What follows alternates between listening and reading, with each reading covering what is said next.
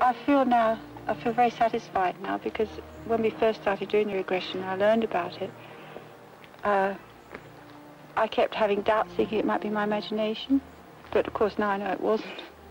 And it sort of made me feel relieved, because I just couldn't, even though I did believe it, there's always a fraction of doubt there. For Cynthia, there was relief in this visit, or was it a return? For Le Breton, there was amazement. Dans ce lieu, c'est difficile, c'est un travail qui est...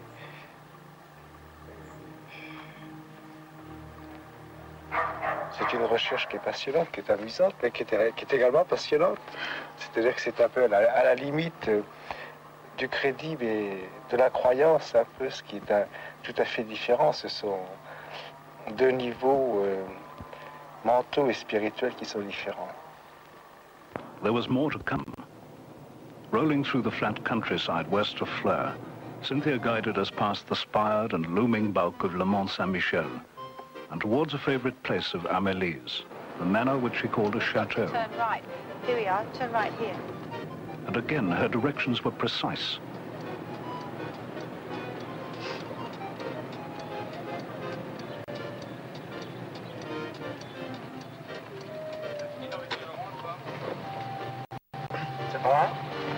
Correct.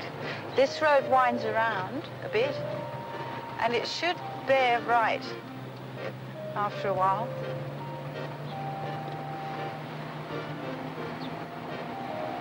And then the driveway into the chateau will be on the right-hand side. Now keep going.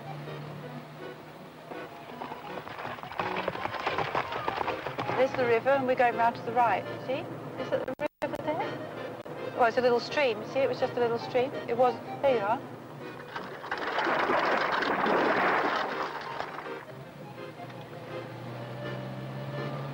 Now we go round here.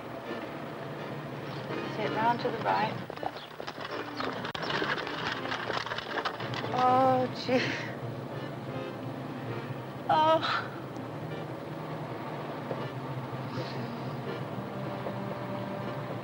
Oh, there it is. That's it. Again, and it was to be a common factor with all our subjects, again there was the sudden shock to the senses, and there were tears. And for the once alive Amélie de Chauvier in Cynthia Henderson's mind, there was, after 200 years, the revisiting of a much-loved place.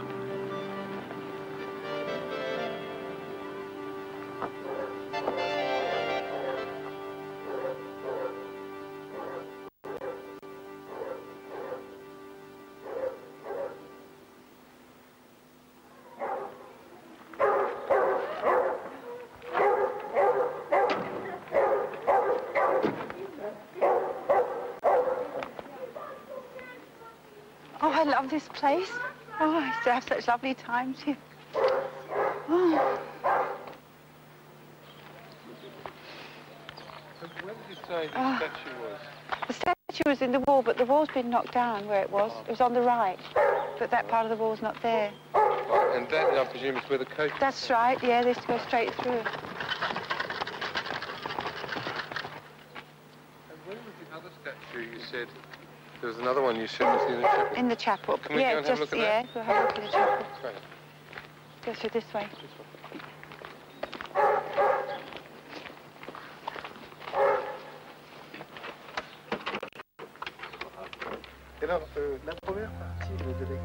It was well into the late afternoon when Antoine Le Breton persuaded the local priest away from his coffee. At Le Breton's urging, the curé hunted for and found an old pamphlet about the history of his church. A little dubious at first about what we were doing, but intrigued enough to help when he was sure we were in earnest. We had Cynthia's recorded descriptions of this chapel with a strange tower, recollections under hypnosis of a statue of the Madonna and Child against an outside wall, a wall pulled down long since, of a wheel of candles suspended from the ceiling, but there's now electricity. But she had told of something more unusual in a French church of this kind. She had spoken of rows of wooden pews. Very dark, carved wood, shining. Very dark.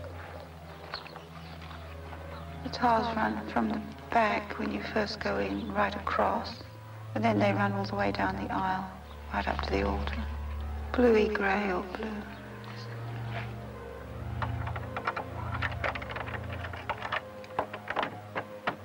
Does he know if there was ever a Madonna and Child statue in the wall outside?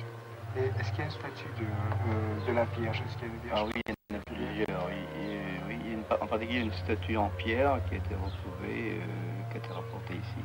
Ce matin. Est-ce qu'elle porte un nom particulier? Non, c'est la Vierge de l'enfant, je pense. It's the mother with her child. Yes. Is there a font on the left-hand side made of stone, about this high? Oui. This big? A font? Oui. Est-ce qu'il y a des fonds baptismaux? Oui, alors oui, il y a l'indication, ils sont en entrée, ils sont très anciens. They are very old, the fonts. Was there ever a very large gold cross or crucifix Oui. in the church? Est-ce qu'il y a un crucifix particulier? Oui, un grand ici. Yes. On peut mieux, oui. A very large. An old French church, probably the gift of a Crusader knight, and with those most particular features Cynthia had described. The diamond-shaped blue-grey tiles were there, just as she'd spoken of them. So was the stone font, and it was on the left, not centrally placed as is usual. The statue of the Madonna was entirely expectable, as were the other adornments, but there were those old dark wooden pews, which were not expectable at all.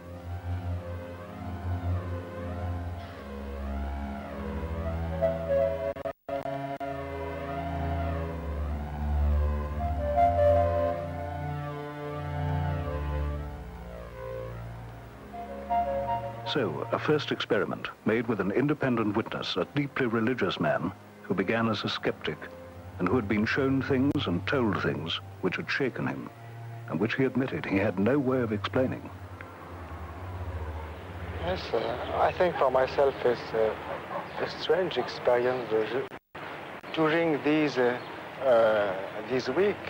last week. Cynthia can't predict a lot of things in advance. She found the castle, she found the Grand Manoir à Cerveau near le Mont Saint-Michel, and there is a lot of coincidences. When she was under hypnosis, she can speak French, good French, not a lot of French, but it was French